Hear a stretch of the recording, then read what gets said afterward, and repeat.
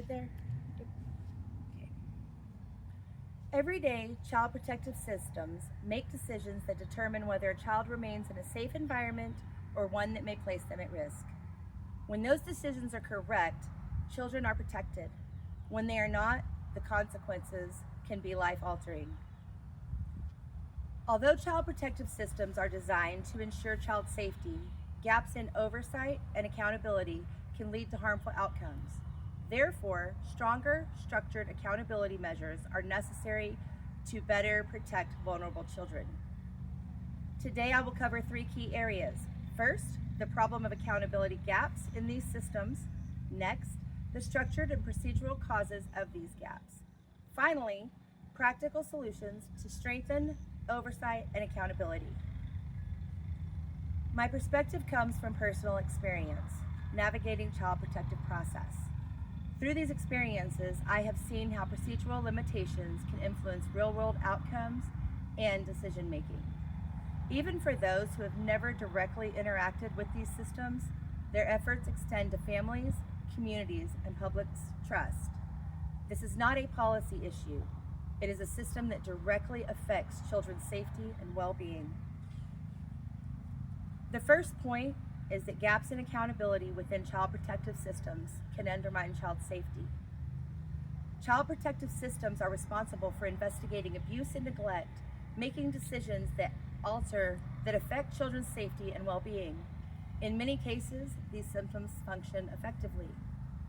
However, according to the federal report from the U.S. Government Office of Accountability, oversight inconsistencies and uneven application of procedures have been identified as ongoing challenges in child welfare systems. When critical information is missing or misunderstood, or even well-intentioned, decisions fail to protect a child. To address this problem, we must first understand the underlying causes. One key factor is limited oversight. Caseworkers often carry significant responsibilities and discretion, yet structured review processes are not always applied consistently. Without regular evaluations, errors or misjudgments may go uncorrected. Communication breakdowns play a major role. Child welfare cases involve multiple entities, including courts, medical professionals, law enforcement, and social workers.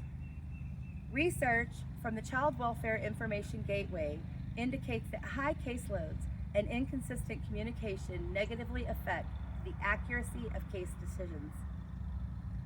National data from the Children's Bureau of Maltreatment report that delays in reporting, inconsistent investigations, and caseload pressures further contribute to decision-making errors within these systems. In addition, system strain contributes to these challenges. High caseloads and limited resources reduce the time available for thorough case investigations, increasing the likelihood for oversight. These factors interact, creating a system where errors are more likely to occur and less likely to be corrected. Given these challenges, targeted solutions can strengthen accountability and improve outcomes. To address these challenges, several practical solutions can strengthen outcomes. Implementing independent review mechanisms can provide an additional layer of oversight. Neutral review panels for high risk or disputed cases can help ensure decisions are evaluated more objectively and consistently. Establishing mandatory evidence review protocols can improve decision making by ensuring that all information is carefully examined before major actions are taken.